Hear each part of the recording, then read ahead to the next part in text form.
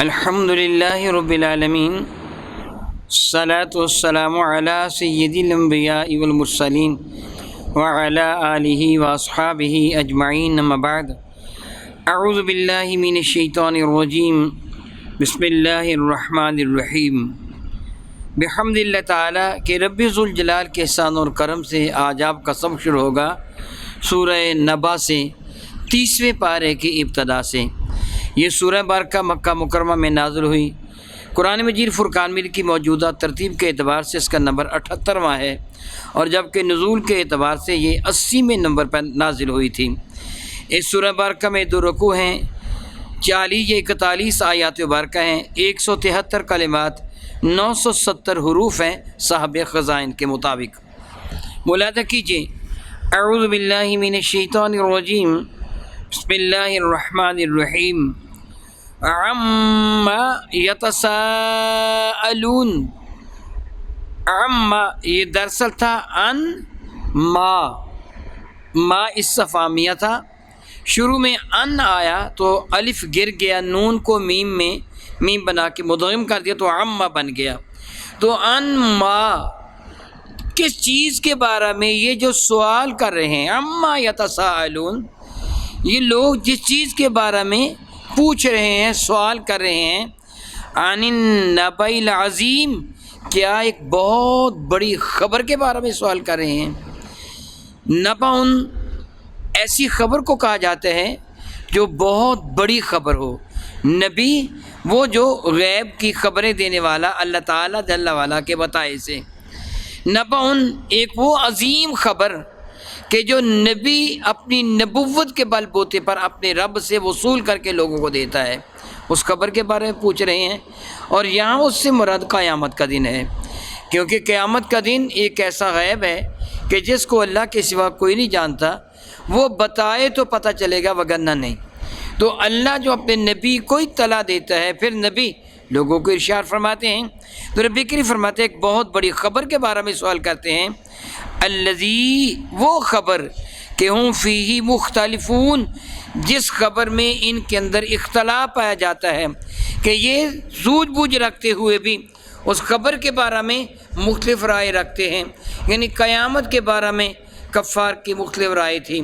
بعض یہ کہتے تھے کہ یہ زندگی ہے، قیامت آئے گی نہیں، جس طرح اللہ تعالیٰ جل وعلا سورہ انعام کی 29 نمبر آیہ بارکہ میں کفار کا قول نقل فرماتے ہیں۔ وہ یہ کہتے ہیں، قالوا ان ہی الا حیاتنا الدنیا وما نحن بمبعوثین، کہ یہ محض دنیا کی زندگی ہے، اس کے بعد کچھ بھی نہیں ہے۔ یعنی بس مر جائیں گے، خاک ہو جائیں گے، مٹی ہو جائیں گے، اور اس کے بعد کچھ بھی نہیں، نہ جنت ہے نہ جہنم ہے۔ جس طرح دہریوں کا، نیچریوں کا عقیدہ ہے، ایک درخت ہے وہ بیج سے پیدا ہوا، ایک عمر اس نے پائی۔ بعض درخت وہ بالکل ابتدا میں سوکھ جاتے ہیں، بعض ذرا بڑے ہوئے سوکھ گئے یا کسی نے کاٹ لیے، بعض لمبی عمر پانے کے بعد پھر وہ سوکھ گئے، ختم ہو گئے۔ یہی حال ایک انسان کا ہے، پیدا ہوا، کوئی بچپنے میں مر گیا، کوئی ذرا بڑا ہو کے کسی نے قتل کر دیا، یا پھر وہ اپنی طبعی عمر پا کے مر گیا، مٹی میں مل گیا، بس اس کے سوا کچھ نہیں۔ بعض اوقات بعض کفار نظر بن عارض وغیرہ وہ ہڈی پکڑ لاتے جو بڑی بوسیدہ ہوتی، انگلیوں میں مسل جانے کے قابل ہوتی۔ من یحیی العظام وہی رمیم، کون زندہ کرے گا اس ہڈی کو کہ جو بر رہی ہے، اس طرح کا۔ اور بعض کا عقیدہ جس طرح ہندو لوگ عقیدہ کہ انسان جب مر جاتا ہے تو مرنے کے بعد وہ دوسری جون میں آ جاتا ہے، کبھی انسان کبھی کوئی جانور بن جاتا ہے وغیرہ وغیرہ۔ یعنی یہ مرنے کے بعد دوبارہ پھر نئی شکل میں پیدا ہو جاتا ہے، پھر وہ مرتا ہے، پھر نئی شکل میں پیدا ہو جاتا ہے، پھر مرتا ہے، پھر نئی شکل میں پیدا ہو جاتا ہے۔ اس طرح یہ سلسلہ ہمیشہ چلتا رہتا ہے۔ کسی کا یہ دھیان تھا، کوئی یہ کہتا تھا قیامت آئے گی تو صحیح، جس طرح عموماً کفار کا یہ عقیدہ تھا، مکہ مکرمہ کے رہنے والوں کا۔ وہ یہ کہتے تھے قیامت آئے گی، اور قیامت کے دن اسی طرح ہم چودھری ہوں گے جس طرح دنیا میں چودھری ہیں۔ یہ وہ لوگ تھے جو اللہ تعالیٰ جل وعلا کو مانتے تھے اور بتوں کو بھی مانتے تھے۔ اللہ تعالیٰ جل وعلا کو بڑا الہ مانتے تھے، بتوں کو چھوٹے چھوٹے معبود مانتے تھے۔ ان کا عقیدہ تھا کہ اللہ تعالیٰ جل وعلا کو اپنا کاروبار قدرت چلانے کے لیے بتوں کی محتاجی ہے۔ یہ بت اللہ تعالیٰ کے معاون ہیں، اور یہ عقیدہ ان کا شرکیہ تھا۔ یعنی ان کے قیامت کے بارے میں کئی عقائد تھے۔ اللہ تعالیٰ جل وعلا ارشاد فرماتے ہیں ہم فیہ مختلفون، اور وہ قیامت کے بارے میں اپنے اندر اختلاف رکھتے ہیں۔ کلا سیعلمون، کلا بمانی حق کا ہے، یقیناً بالیقین وہ جان جائیں گے قیامت کو۔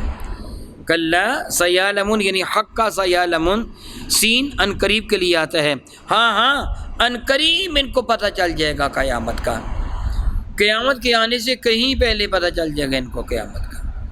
یعنی جن حقائق کی خبر میرے نبی نے اللہ رب العزت جل وعلا کی جانب سے وحی کے ذریعہ جو میرے نبی کو خبر ملی، میرے نبی نے جو ان کو خبر دی تھی قیامت کے وقوع پذیر ہونے کی، بہت جلد پتہ چل جائے گا، آنکھیں بند ہوتے ہی پتہ چل جاتا ہے۔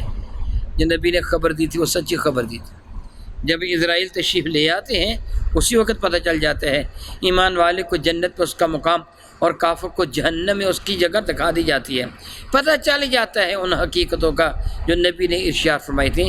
اللہ فرماتے ہیں ان قریب ان کو پتہ چل جائے گا، ثم کلا پھر یقیناً یقین سیعلمون ان قریب ان کو پتہ چل جائے گا، یقیناً پتہ چل جائے گا، ضرور پتہ چل جائے گا۔ ان کی آنکھیں بند ہونے کی دیر ہے۔ میرے کریم صلی اللہ تعالیٰ علیہ حبیب ہی دائماً ابدا، روز بدر جب کفار کو بدر کے کنویں میں پھینک دیا گیا، ایمان والوں کی نماز جنازہ ادا کی گئی، یا اس زمانے میں جو بھی طریقہ کار تھا، میرے اور آپ کے کریم آقا تاجر اربجم شفیع معظم رحمت عالم صلی اللہ علیہ وسلم 3 دن تک اپنی آیت کریمہ کے مطابق اس میدان میں ٹھہرتے تھے جہاں جنگ ہوتی تھی۔ حضور نبی محترم رحمت عالم بدر کے کنویں پر تشریف لائے، کفار کی لاشوں کو گھسیٹ کر وہ بدر کے کنویں میں ڈال دیا گیا تھا۔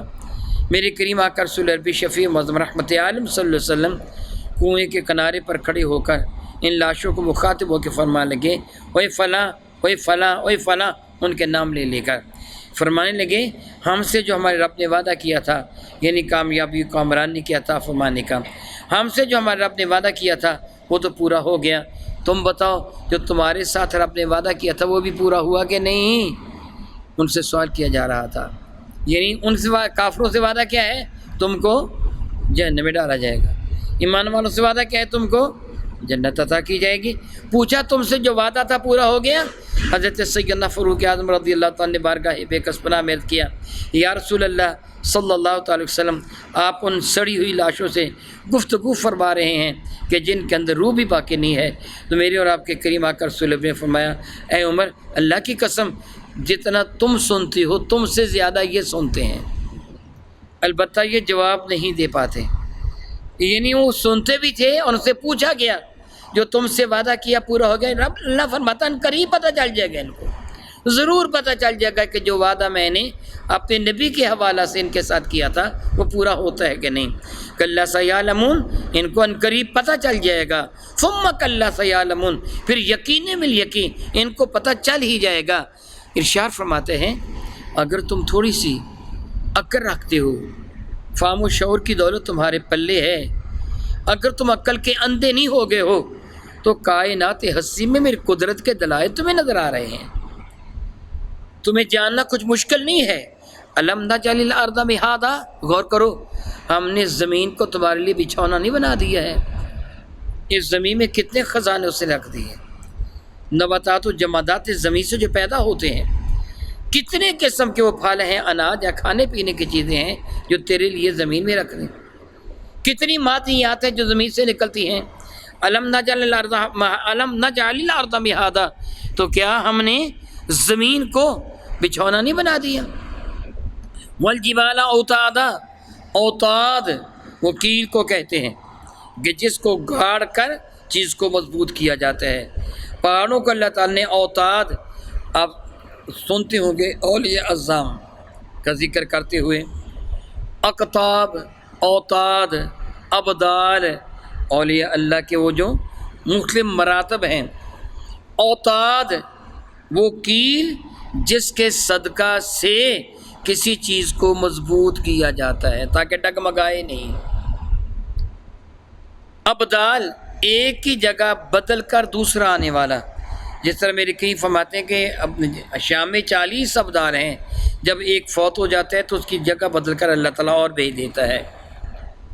اقطاب یہ کتب کی جمع ہے، اور کتب وہ جو چکی ہوتی ہے نا، آپ نے وہ ہاتھ سے پیچھنے والی چکی کبھی دیکھی ہوگی، وہ جو چکی ہوتی ہے اس کے درمیان جو لوہے کی کلی سریا ہوتا ہے، اس کو قطب آسیہ کہتے ہیں۔ ساری چکی اس کے گردا گرد گھومتی ہے، اگر وہ نہ ہو تو چکی چلتی نہیں ہے۔ گویا قطب اس شخصیت کو کہا جاتا ہے کہ رب کائنات جس کے صدقہ سے سب کچھ عطا فرما رہا ہوتا ہے۔ ایک ستارہ ہے جس کو آپ قطب کا نام دیتے ہیں، قطب سے تارہ کہتے ہیں نا، آپ میں اکثر جانتے ہیں، جو نہیں جانتے وہ بھی جان لیں گے کہ وہ اپنی جگہ سے حرکت نہیں کرتا۔ جو قطب تارہ ہے اپنی جگہ سے حرکت نہیں کرتا ہے، وہ اپنی جگہ ٹکا رہتا ہے، باقی سارے ستارے حرکت کرتے ہیں، معلوم ہو تو اس کے گرد گرد گھوم رہے ہیں، باقی سارے ستارے معلوم ہو تو اس کے گرد، اور وہ درمیان میں قطب آسیہ کی طرح ہے، باقی سارا آسمان۔ اور یہ بھی جانتے پڑھے لکھے لوگ قطبین کن کو کہا جاتے ہیں؟ جو زمین کے اوپر اور نیچے، جن کے گرد گرد پھر زمین گھومتی ہے، اپنے محور اور مدار دو طرح گھومتی ہے نا، ان کو قطبین، یعنی قطب وہ جو جس کے گرد گرد وہ چکی گھومتی ہے یا زمین گھومتی ہے۔ تو یہ مختلف نام ہوتے ہیں۔ اوتاد کیل کہ جس کی وجہ سے حرکت بند ہو جاتی، یعنی مراد یہ کہ چیز ڈگمگانے سے رک جاتی ہے، مضبوط ہو جاتی ہے۔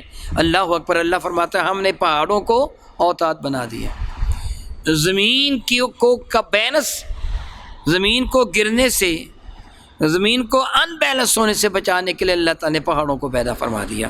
ارشاد فرماتے ہیں وَخَلَقْنَاكُمْ أَزْوَاجًا، کوئی پگلو تم نے کبھی غور نہیں کیا؟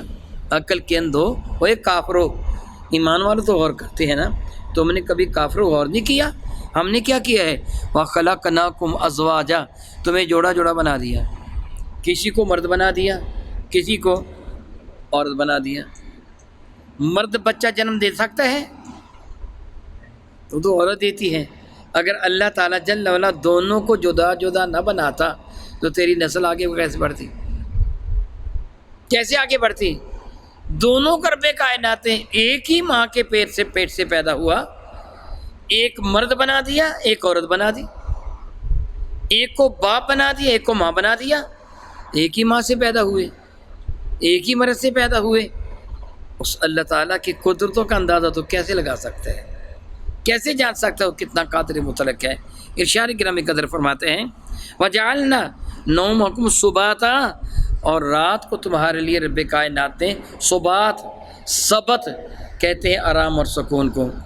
دنوں کی گنتی کی جاتی ہے اہل عرب کے ہاں، احد، اثنین، ثلاثہ، رباع، یوم الخمیس، یوم الجمعہ، یوم السبت۔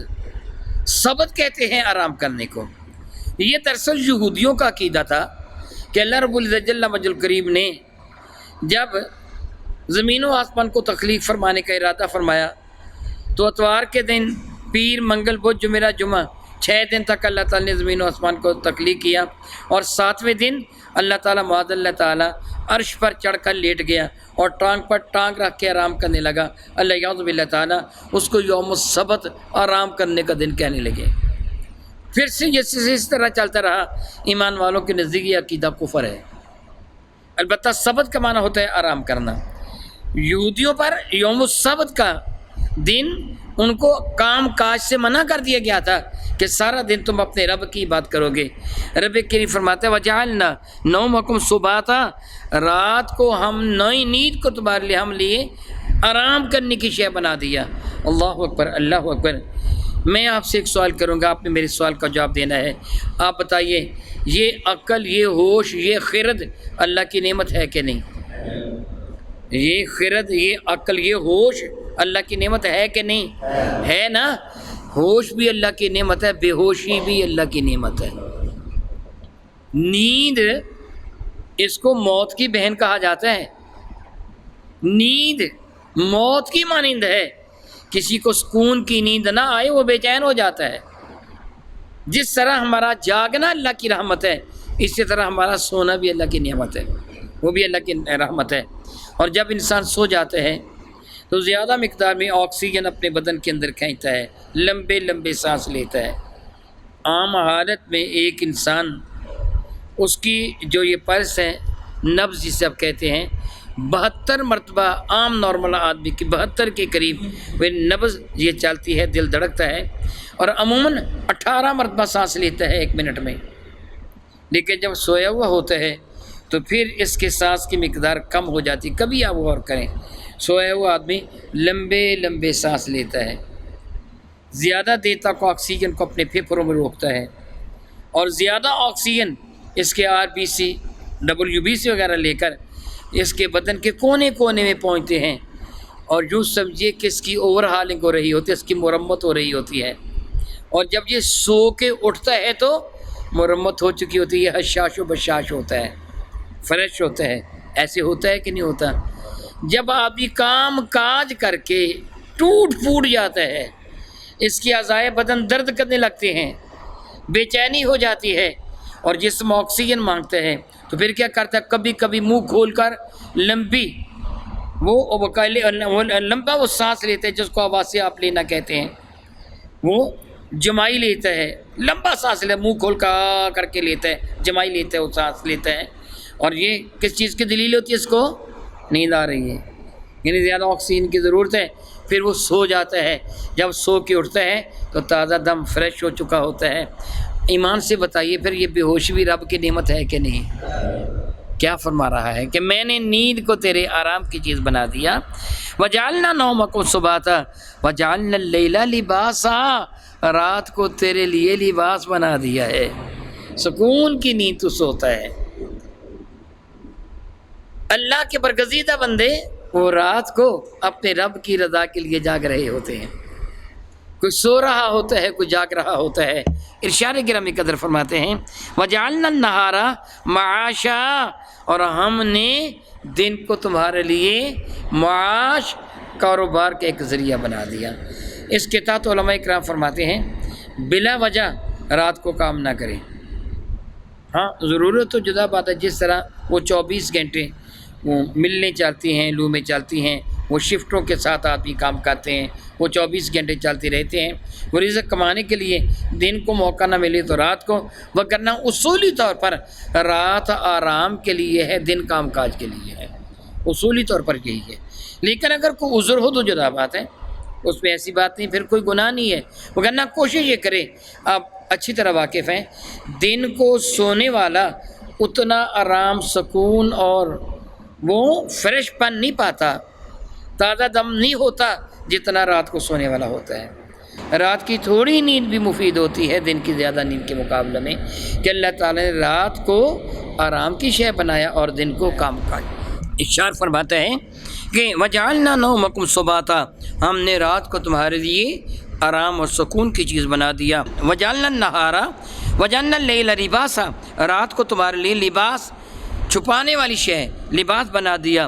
وَجَعَلْنَا النَّهَارَ مَعَاشًا، اور دن کو ہم نے تمہارے لیے باعث سے ذریعہ معاش بنا دیا۔ اللہ تعالیٰ نے اپنی نعمتوں کا ذکر فرمایا۔ الحمدللہ تعالیٰ، یہ اللہ تعالیٰ نے ساری انسانیت کو بالعموم اور منکرین الہیہ کو بالخصوص احساس دلایا۔